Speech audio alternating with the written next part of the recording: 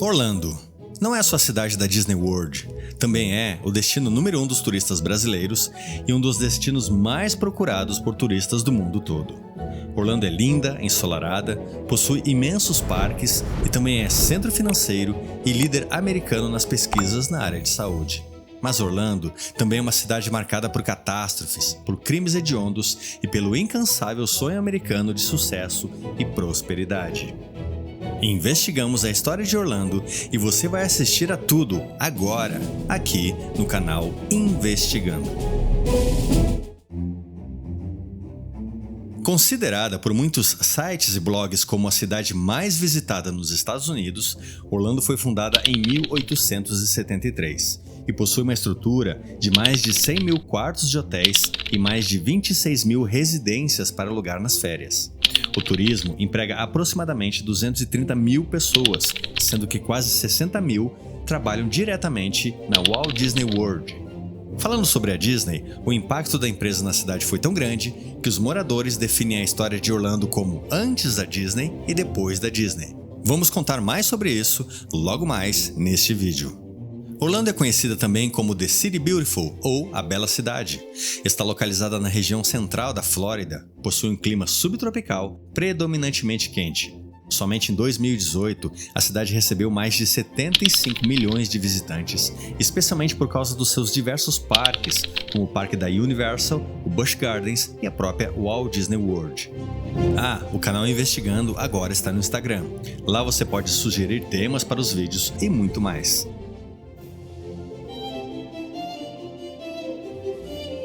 Orlando teve início no século XIX. A região era habitada por tribos de nativos americanos chamadas de Semínoles. Por muitos anos, milícias americanas travaram grandes guerras contra estas tribos semínoles. O governo americano construiu vários fortes em toda a região da Flórida.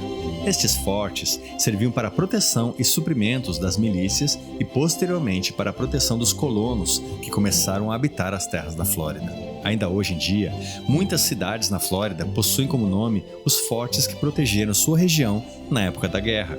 É o caso da cidade de Fort Myers ou a cidade de Fort Pierce. A própria cidade de Orlando quase teve o nome de Fort Gatling. O Fort Gatling foi o último forte a ser construído na região, praticamente no final da Guerra Semínole.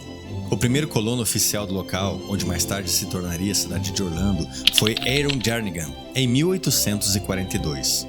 O Congresso americano deu a Jernigan, um pai de família de 29 anos, 160 acres de terra próximo ao Fort Gatling. Aaron deveria cultivar a terra e ajudar no assentamento de novos colonos pelos anos seguintes. Em 1850, o assentamento recebeu uma unidade dos Correios americanos e se tornou uma aldeia, a aldeia de Jernigan. Apesar de Jernigan ter sido o primeiro morador de Orlando e ter lutado contra os índios algumas vezes ao longo dos anos, ele acabou sendo acusado de um crime e fugiu de Orlando, retornando vários anos depois. Ele jamais foi homenageado pela cidade, morreu em 1891 e possui um pequeno túmulo onde se pode ler a mensagem: o primeiro colono de Orlando.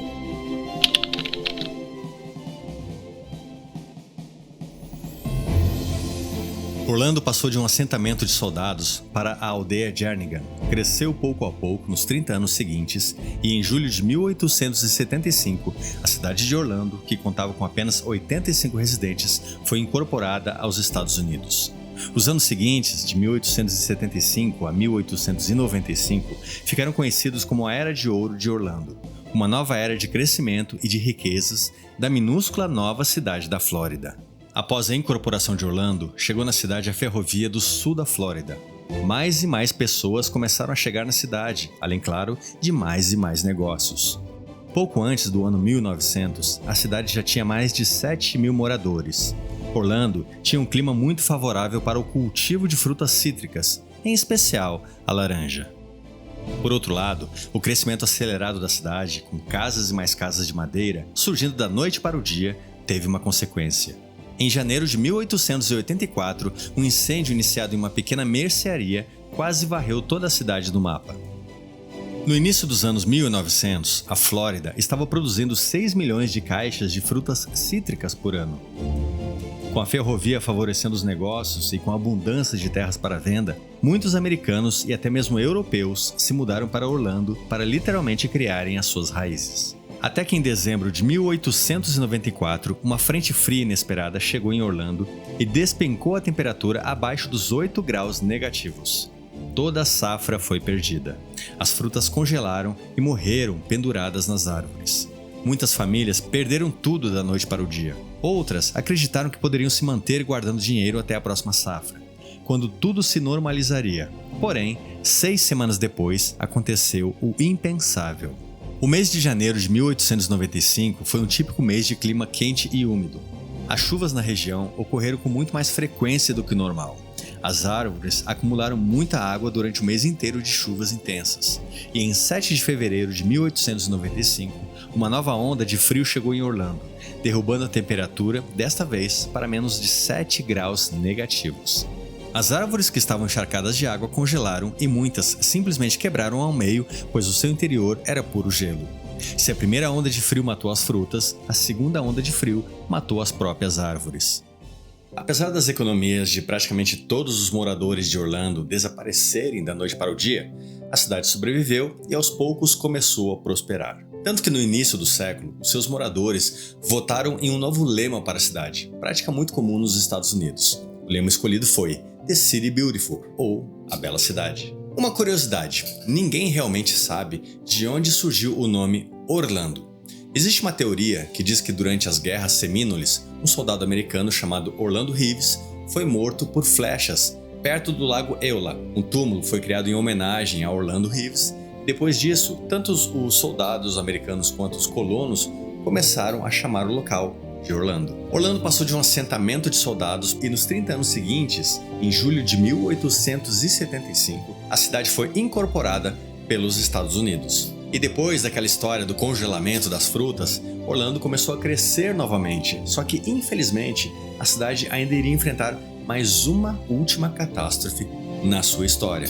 No início do século XX, os Estados Unidos viviam uma grande crise de segregação racial. Os afro-americanos sofriam muitas desvantagens econômicas e sociais, especialmente aqueles que viviam no sul do país.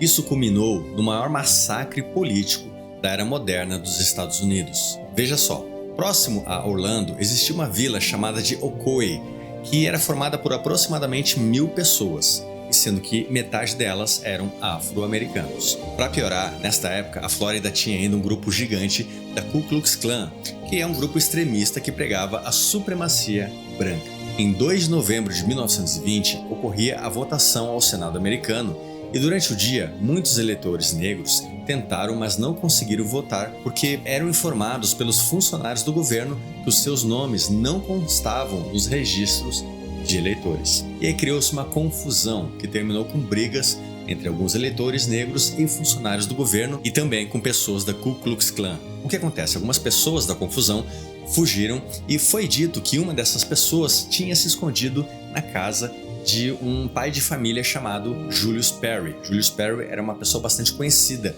neste bairro de Ocoee. Um grupo de pessoas foi à casa de Perry atrás dessa suposta pessoa que estava escondida lá. Houve troca de tiros e no final o grupo levou Perry para a cadeia de Orlando. Só que o grupo que prendeu Perry não ficou satisfeito, né? Porque afinal de contas tiveram que trocar tiros, teve gente ferida. O que aconteceu? Este grupo cresceu, incluindo representantes da Ku Klux Klan de cidades vizinhas. E pela manhã o grupo era gigantesco. Eles foram para a cadeia de Orlando e exigiram as chaves da cela de Perry. Perry foi espancado até a morte e posteriormente amarrado em um poste para servir de exemplo. Depois disso, o grupo, não satisfeito, ainda voltou para a Vila Ocoee e queimou várias casas de outros afro-americanos. Meses depois desse incidente, todos os moradores afro-americanos da Vila Ocoee tinham fugido ou desaparecido, e apenas 60 anos depois, a Vila Ocoee voltou a ter um morador negro. Em 1998, um grupo pacifista investigou o massacre de Ocoee e finalmente encontrou o túmulo de Julius Perry. Após isso, a cidade fundou um memorial em sua homenagem. Olá! Muito prazer, eu sou Alex Godoy e você está assistindo ao canal Investigando. Este canal ele é novo e por isso ele depende demais de você, depende muito de você, de um único gesto seu. Basta se inscrever no canal, é gratuito. Isso vai mostrar ao YouTube que o canal é bacana e os nossos vídeos são legais. Só isso que eu te peço. Agora vamos seguir com a nossa história sobre Orlando. De 1930 a 1960, Orlando reergueu-se. Suas indústrias, agricultura e turismo estavam indo muito bem. Porém, uma coisa aconteceu e mudou completamente o destino da cidade para sempre. Esta coisa, ou melhor, esta pessoa, se chamava Walt Disney. Primeiro, uma curiosidade. Muitas pessoas não sabem que o complexo Walt Disney World é tão grande que o parque fica no meio de 2 cidades e um distrito. Sim, Disney é maior do que muitas cidades do mundo. Em 1955, Walt Disney e seu irmão Roy Disney lançaram o Parque Disneyland, na Califórnia. O parque fez tanto sucesso que vários governantes americanos e de outros países no mundo pediram aos irmãos Disney para eles construírem novos parques em suas cidades. Disney tinha outros planos, construir um parque muito maior e com muito mais atrações, como se fosse realmente um mundo Disney. A partir de 1959, Walt Disney começou a procurar um local onde pudesse construir o seu novo parque. Disney considerou vários locais como New Jersey, as Cataratas do Niágara e também St. Louis. Por vários motivos, nenhum destes lugares avançou como novo lar da Disney. A procura pelo local seguiu até 1965.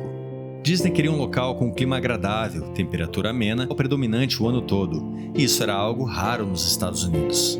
Então, ele começou a olhar com calma os estados da costa leste americana, como Geórgia, Alabama e Flórida.